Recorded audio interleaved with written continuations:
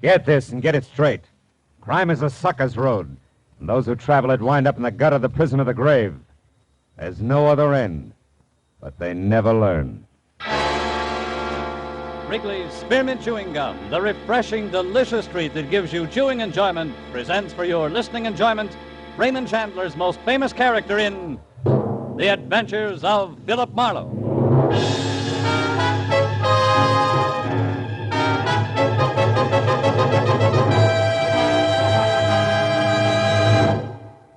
To make every day more enjoyable, treat yourself often to refreshing, delicious Wrigley's Spearmint Chewing Gum. Here's a taste treat you can enjoy indoors, outdoors, at work, or at play. The cool, long-lasting mint flavor refreshes you. The smooth, steady chewing helps keep you fresh and alert. Adds enjoyment to whatever you're doing. Wrigley's Spearmint Chewing Gum. Healthful, refreshing, delicious. Now, with Gerald Moore starred as Philip Marlowe, the makers of Wrigley's Spearmint Chewing Gum are glad to bring you tonight's transcribed story, The Glass Donkey.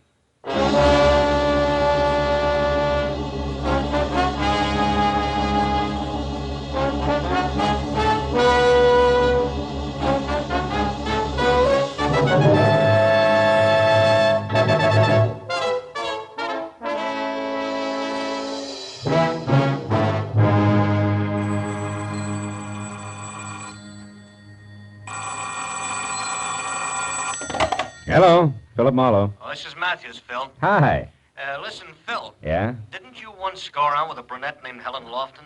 Helen Lofton? Sure. Still do now and then. Why, Lieutenant? Monday your night off? Not so as you'd notice, Marlowe. When was the last time you saw her? Oh, maybe a month ago.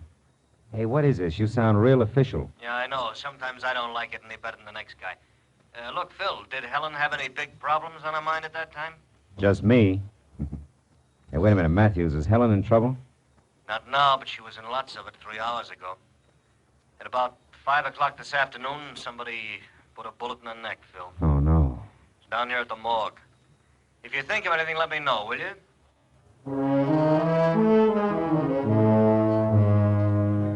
Might as well have hit me in the stomach with a hammer. Helen Lofton, a good-to-look-at girl with soft black hair and clear hazel eyes. Gets a big charge out of life. But Helen was a great girl. And she'd always had enough sense not to waste time on the kind of people who put bullets in other people. For a long few minutes, I just sat in my apartment and felt sorry. But then I began to want to get my hands on whoever had pulled the trigger. By the time I got downtown and walked into the morgue attendant's office, that urge had become a big hot lump in my chest. Well, Mr. Marlowe. Hello, Chester. Yeah, stranger around here lately. You got a Helen Lofton? I'd like to pay my respects. Yeah, can't stop you, boy. Lofton, huh? Oh, yeah, she's still on the table. You'll have a little company back there, Lieutenant Matthews. Oh, he's still here? Oh, he's been in and out all evening. Can you find your way all right? Yeah, thanks, Chester. I didn't expect you in person, Marlowe. You could have called. Got something to offer on the Lofton girl here? Yeah. My services, Matthews. How much did she mean to you, Phil? Enough to make this real personal. What have you got on it, Matthews? Nothing. A neighbor reported the shot. Found Helen's body spilled down some stairs at the side of her house. Mm-hmm. It was a .32 at close range. No reason, no motive, no leads, unless you can call this a clue, which I don't. Let's see that. Yeah, it could be the hind leg of one of Helen's glass donkeys. You know, she collected them. Oh. I was on the stairs near the body. Uh-huh. Hey, look, Matthews, you don't mind me sticking my 2 cents in this, do you? It'll do me a lot of good. No, I don't mind. Just keep me posted, huh?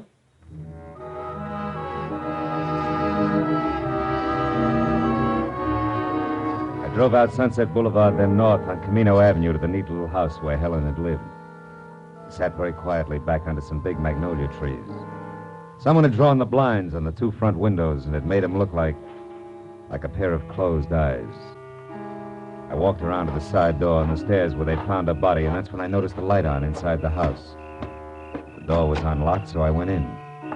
The light was coming from the bedroom, and when I got to that door, I saw a girl, blonde with harlequin horn rims, moving stiffly, like a lost somnambulist. I watched her drag one slow finger the full length of the dresser. When that was over, I I said, hello. Who are you? I was a friend of Helen's, Philip Marlowe. You? Lila Hughes. You startled me. I thought I was alone in here, and after all that's happened. Yeah. Did you, did you know Helen pretty well? Yes. I was just about her only girlfriend. You see, we worked together in the same office and had the same boss. I guess they're going to want me to do something about all of her things now. Yeah, it's real tough. Everything in the house is just another reminder. Even this little sherry decanter. Here. But that's Helen's. It's all right. Sit down. Drink it. At least it'll do you good. Look, Lila, I gotta know why this happened to Helen. It doesn't make sense. Can you help me? Any idea at all? No, the police have already talked to me about it. Please, Mr. Marlowe. I know this is unpleasant for you, but I need some answers. It's been over a month since I saw her last. Who's she been going with lately? I don't know. Helen never said much about her dates. Who's your boss? Mr. Maffey? Mm-hmm. Oh, she dated him a few times, but so have I. Surely you don't think Mr. Maffey... No. I just want to talk to him, that's all. It's Norman Maffey. Maffey Real Estate Company on Wilshire. He lives on Ogden Drive, 3848. Thanks, Lila.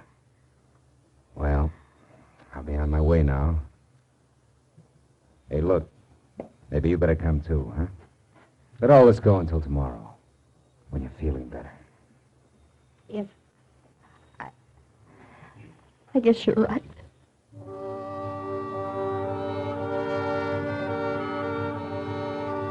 I turned out the light and snapped the lock as we left. Then walked the sad little blonde as far as her coupe.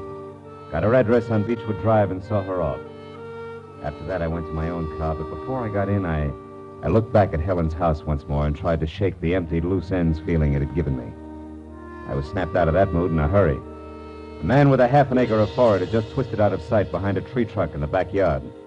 I started for him, and he broke and ran toward the wall in the alley. It was a 6-footer. He rolled across the top and fell over. When I got there, he was up and gone. He hadn't had time to get out of the alley, but it was empty, which could only mean he was laying for me. Come here, you! You don't, mister. This time, anyway. Oh!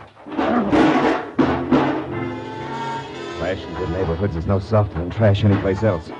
When I finally got clear of it, the forehead was gone. I figured all I had to show was one of his patch pockets, which I still had clenched in my hand. But there was something else.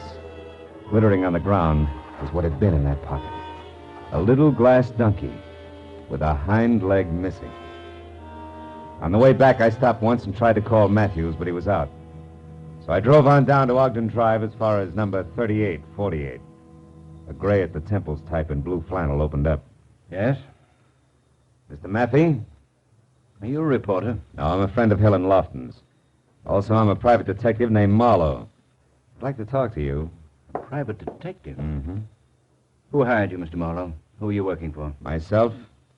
Like I said, Helen was a friend of mine. Hmm. Well, I'm quite busy, Marlowe, but come in. Uh-huh. Back this way, to the den. I've already been interviewed by the police. You may be again. It's not quite like being vaccinated, Mr. Maffey. Now, just why have you come here to see me? Because I intend to find out who shot Helen. What makes you think I'd have the remotest idea? Nothing special. She worked for you, didn't she? So do several other people. You dated her? Yes, I did. She was a very attractive girl, but that was no reason for me to kill her. There was no reason for anybody to kill her. Mr. Maffey, suppose I was to tell you that I'm acquainted with your wife. Oh, so that's it. You cheap blackmailer. Get out. And you do have a wife, huh? Now, look here, Marlowe. You don't have to be sly with me. I'm not hiding anything. Ask me what you want to know and get out of here. How come Mrs. Maffey doesn't object when you dine and dance the office help? Because we've been separated for several years. Separated, but not divorced, huh? That's right. Hmm. She lives in San Diego, and we have as little as possible to do with each other. My bank takes care of our only mutual interest. She refuses to give me a divorce. Did you tell the police all this? They didn't ask. Did they happen to ask where you were this afternoon, about 5? As a matter of fact, they didn't. I wasn't being treated as a suspect then, and I don't intend to be now. Okay, Mr. Maffey, where were you? Now, look, I'm a private detective. Remember, I'm not even taking notes. Oh, all right, Marlowe, all right. Been having business troubles lately. A lot on my mind. I was out driving in my car, trying to relax. Can't prove it, can you? No, probably not. I don't expect to have to try. All right, tell me something else. Do you happen to know anything about a man with a very high forehead, a young guy, maybe 30, about 6 feet tall? Yes, I do. Helen went out with a fellow like that recently. What's his name? Victor Semra, I think. Why? Well, I ran across him tonight, and I didn't like his attitude. Sure, that's it. I'll bet on it. What? What are you staring at? This ashtray? No. That little donkey in front of a betting window. Thanks for everything, Maffey. I'll see you.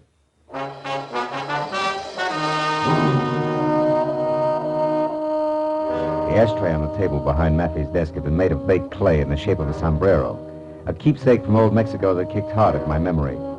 At least it was a thought well worth the price of a phone call to Tijuana. So I drove as far as the first payphone, which was at an all-night mobile gas station, got a handful of change, and while my car was being gassed, put the call through to my old friend, Senor Mike Donahue, who had given up reporting in Chicago for editing south of the border. We are ready on your call now, sir. Go ahead. Hello, Mike. Well, hello, old pal. Hi. Hasta la vista. What's cooking? You coming down to see me? Later on. Listen, Mike, I'm trying to find out about a glass donkey. A which? A donkey made of glass, a souvenir mule. It's got silver shoes and a silver halter. Oh, one of those things. That silverwork's strictly a Tijuana product, you know. Yeah, I know. They peddle them at the highlight games down here. Out by the betting windows? That's right. Can't buy him anyplace else, Mike. No, not that I know of. Mm-hmm. Why, you want some? No, I've already got one. Well, thanks a lot, Mike. You've been a big help. Hey, wait a minute. What's the matter? As long as you're on the wire, Gumshoe, maybe you can help me. How?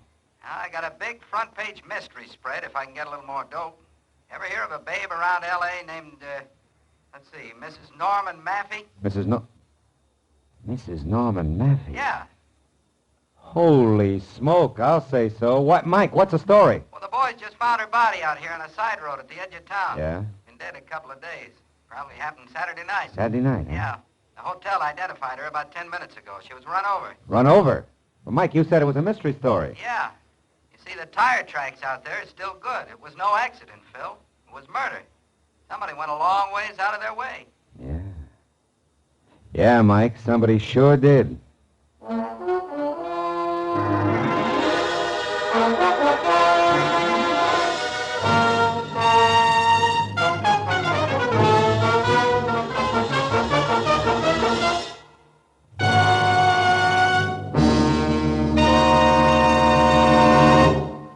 To make every day more enjoyable, treat yourself often to refreshing, delicious Wrigley Spearmint Chewing Gum. The lively, full-bodied, real mint flavor cools your mouth, moistens your throat, freshens your taste. And the chewing itself gives you a little lift, helps you keep going at your best. So for real chewing enjoyment that's refreshing and long-lasting, always keep Wrigley Spearmint Chewing Gum handy. Healthful, delicious Wrigley Spearmint Gum will make every day more enjoyable. Now with our star, Gerald Moore, the second act of Philip Marlowe and tonight's exciting story, The Glass Donkey.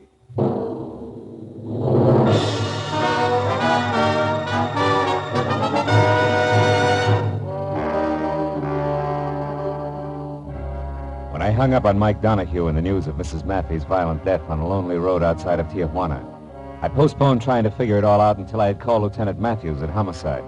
I'd asked him to meet me at the bar I was at. 10 minutes later, Matthews was sitting opposite me and chewing on a cold pipe while I filled him in. Oh, now, easy, Phil. I'm a slow and steady boy. Now, question, who killed Helen Lofton? Answer, whoever killed Mrs. Norman Maffey. Why? Where's the tie? The glass donkey I just told you about. It came from Tijuana. So? So I figured that whoever sent it to Helen was, one, a friend who knew she'd get a kick out of a trinket like that. Yeah? And two, sent it before he or she decided to kill Mrs. Maffey. Oh, and therefore said friend had to get the glass donkey back because if traced, it would place the killer in Tijuana where sooner or later Mrs. Maffey's body had to be found. Is that right? That's so very right. And all that brings us back to only one thing. Mrs. Maffey's killer also got Helen Lofton. Was forced to. Yeah, it could be. But look now, Phil, the tough one. What'll it be, chum? You look lonely. Forlorn, maybe. 2 beers. 2 beers, huh? Any special vintage? Yeah, the kind with suds on top. Goodbye, comic. Okay. No offense intended. Oh, what was I... Oh, yeah, I was saying for the tough one. Now, who killed Mrs. Maffey? Mr. Maffey. The motive? He had the best motive. He hated his wife. Also, Matthews, when I talked to him, he was real vague about his whereabouts lately. And for a clincher, he did know Helen Lofton well enough and long enough to send her a cheap trinket, as in Donkey made of glass. Now, you impressed? A little, but you're holding back, Marlowe. I'm what? No, not on me, on yourself, Phil. Look, I know you. You don't usually leap at conclusions and over facts. That isn't your style. I'm trying to tell you, Matthews. With suds. You know, I told Kelly about that crack you made, mister, and Skip he it. said... Here. And goodbye again. We're busy. Yeah, I'll say. Too bad we ain't got tablecloths. You could have impressed me, chum. Writing down big numbers. You tip her, I'll break your arm. Yeah. Now, look at Phil. Could you be a little bit prejudiced about this guy? Now, Phil. Yeah. Sure, I'm prejudiced. I just don't like Norman Maffey's stuffy kisser and something else. I might as well admit I keep skipping that guy with a mile-high forehead and a boyfriend named Vic Samro because I don't exactly know how he figures in. I'm too impatient to wait around for the answer. Uh-oh. What is it, Phil? A game, Lieutenant, called Speaking of the Devil. Oh, Don't Look Now, maybe? It's Forehead, Matthews. He was in the next booth, catching it all. He's at the front door now, see? But he isn't running yet. He's just paying his check. Lieutenant, how about trying that cigarette machine over there while you talk to me like I was still here, huh? Gotcha. I'll take the back entrance out to the sidewalk. You'll know if I need help. Matthews underplayed his part neatly, and I got out the back door to the street where I spotted Semrau some 50 yards ahead, walking slowly toward an empty car, a new green Nash that was parked close to mine. But then suddenly he started running like he had just backed into a blowtorch. Before I knew it, he had piled into his car. When I was in mine and after him, the street became that much narrower as a truck the size of a battle wagon lurched out of a side alley without so much as thinking about a full stop. You stupid clown! What was that, Sonny? You heard me, Muscles! Sonny, you have a nasty tongue. You got a couple of funny ideas about driving. Hold right there, fellow. Read it and weep. A bat? Yeah, and the big letters spell police. Now get back in your cab there and wait. We'll chat in a bit. Oh, yeah, sure. Whatever you say, officer. Only this jerk was in the wrong. Move! Like a glove, it wasn't mine. Marlowe, that still leaves us a big blank to fill in. Yeah. But while we're trying, Lieutenant, do you mind if I drop in on Mr. Maffey again? Alone, I mean? I'd like to try pinning the leg of the donkey on him. All right, Phil, but be careful, huh? It's fragile, you know, made of glass.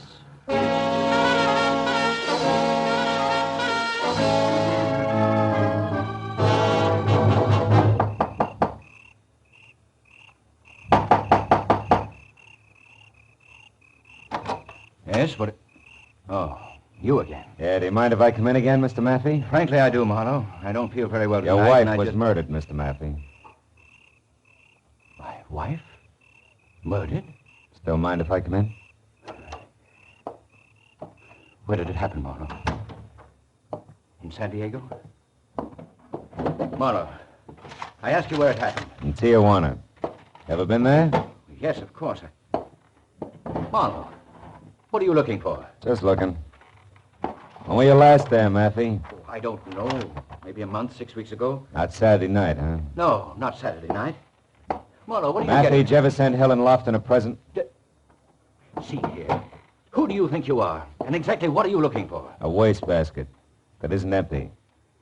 You keep a very tidy place, Mr. Maffey. Which has what to do with my wife being dead, Marlowe? Are you out of your mind? Maybe, but also maybe not. Maybe I'm real smart.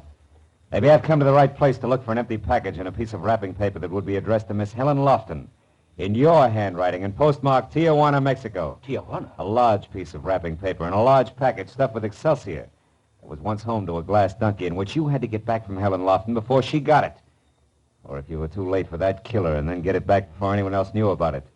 Does that still leave me out of my mind, Maffey? Absolutely. We'll see.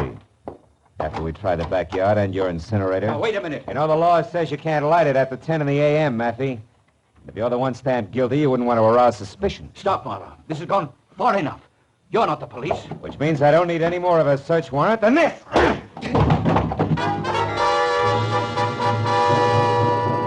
caught him right. He plopped to the floor, face down, like he was made of wet wash. When I rolled him over and was sure that our return engagement was still a long way off, I cut the lights, then went through the house and out into the kind of backyard that you had to call a garden. Beyond all the moon-bathed beauty and half hidden by a fountain that was backed up by an ivy trestle was what I wanted. A short, squat, scarred, ugly incinerator. The door was metal cold, and inside I found more encouragement. None of the paper that was jammed 3 feet deep had burned. I started tossing the stuff out, counting more on the feel and sound of wrapping paper than anything else. Once I stopped short, but it was only a grocery sack. The second time I stopped short, I had a better reason. Marlowe, you're wasting your time there. Well, Mr. Victor Semrau. Yeah, or as you put it, the guy with the mile-high forehead. I wouldn't get touchy, Semrau. You were swinging the dark ahead, remember? I'm sorry about that, Marlowe. I didn't know we were both on the same side there. Both on the... Take it easy, Victor. You wouldn't try to set me up again, would you? Why the sudden change of heart? Because now I know that you're in the up and up, Marlowe. I overheard you talking to that police lieutenant and also the Mexican newspaper man. Well, bully for you, eavesdropper. But also you ran. Why? I was afraid you'd turn me over to that lieutenant. Marlowe, listen. From the start, I've been trying to find Helen's killer. That's why I've been following you. I found that glass donkey in her porch, and, well, to get right to the point, Marlowe, I can tell you that the one who killed Helen and Mrs. Mappy...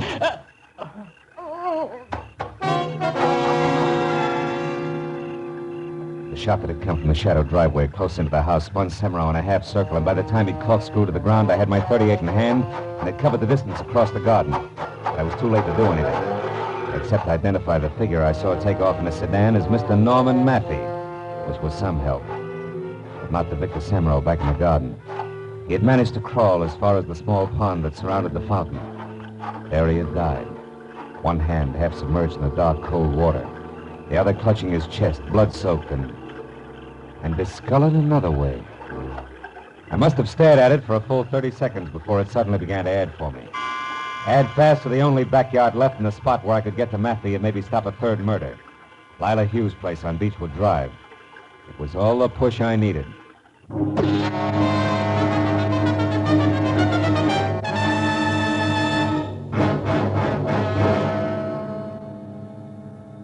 When I pulled up away from the place and got out of my car and ran for the back, only 10 minutes had gone by, and I was glad of it. Because standing next to an open, still smoking incinerator, a piece of charred paper in his hand that I knew was the remains of the rapper I'd been after, was Norman Maffey.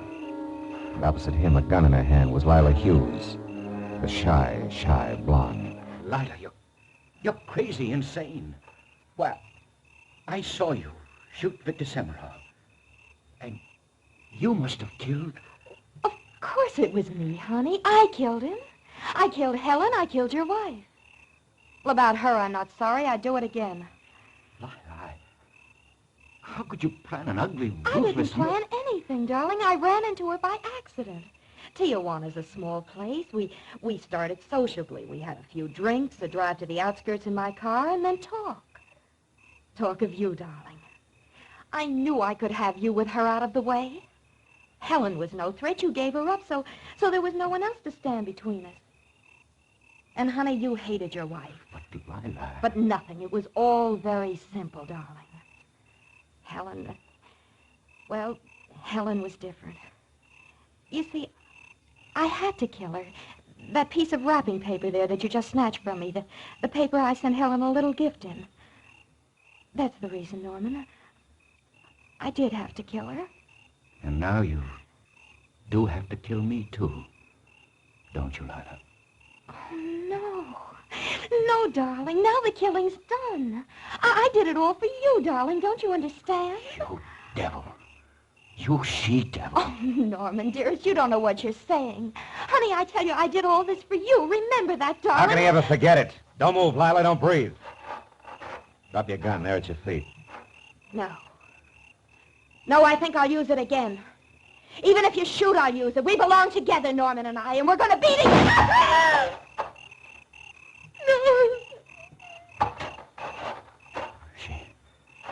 She's dead. Marlowe, she did think she could shoot. Even if you did, didn't she? Yeah. That's what she thought, all right, Maffey. Call the police. They know where they can find me.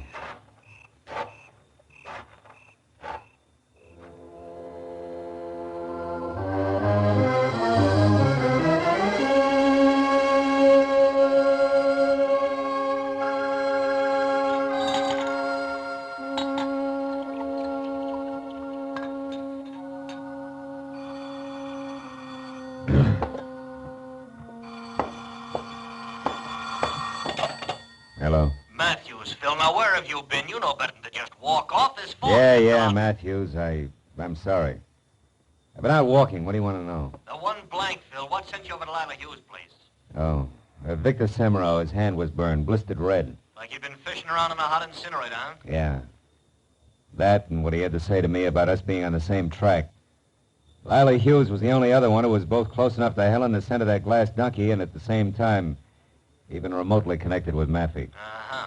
Any idea what sent Semero to her backyard? I guess his tack all night was to follow me. When he tried to pick my trail up again after running from the bar, he thought Lila Hughes' place might be the answer. Turned out he was right. Real right. Yeah, he must have seen her around her incinerator lighting it, and then decided to get to you when he couldn't reach in after the wrapping paper. Yeah, something like that. With, of course, her taking off after him. Look, anything else, Matthews? Phil. Hmm? Phil, you weren't in love with Helen Lofton once upon a time, were you? No. No, Matthews. I wasn't in love with her. Yeah. Well, so long, Phil. And, look, I'm sorry about Helen. I mean, it's a crying shame. Yeah. Good night, Matthews. I'll come down to headquarters in the morning.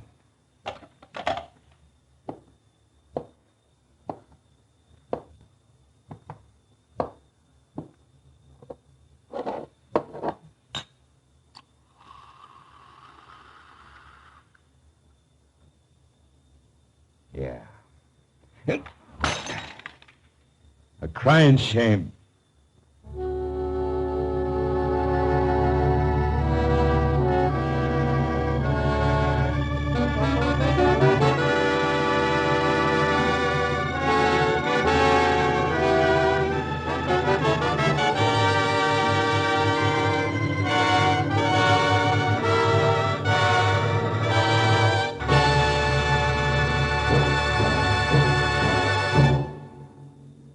Remember, friends, to make every day more enjoyable, treat yourself often to refreshing, delicious Wrigley Spearmint Chewing Gum.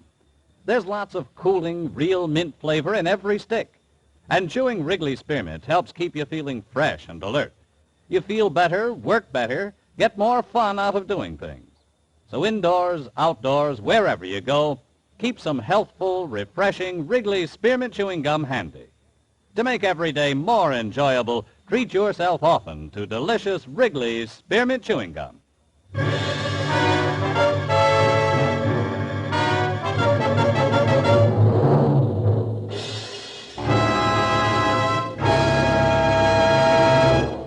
The Adventures of Philip Marlowe, presented by Wrigley's Spearmint Gum, bring you Raymond Chandler's most famous character and star, Gerald Moore. Philip Marlowe is produced and directed by Norman MacDonald and written for radio by Robert Mitchell and Gene Levitt. Featured in the transcribed cast were John Stevenson, Michael Ann Barrett, William Lawley, Bill Johnstone, Vivi Janis, and Vic Perrin. Detective Lieutenant Matthews is played by Larry Dobkin. The special music is composed and conducted by Richard Arant. The makers of Wrigley's Spearmint Chewing Gum hope you've enjoyed tonight's adventure of Philip Marlowe and that you're enjoying Wrigley's Spearmint Gum every day.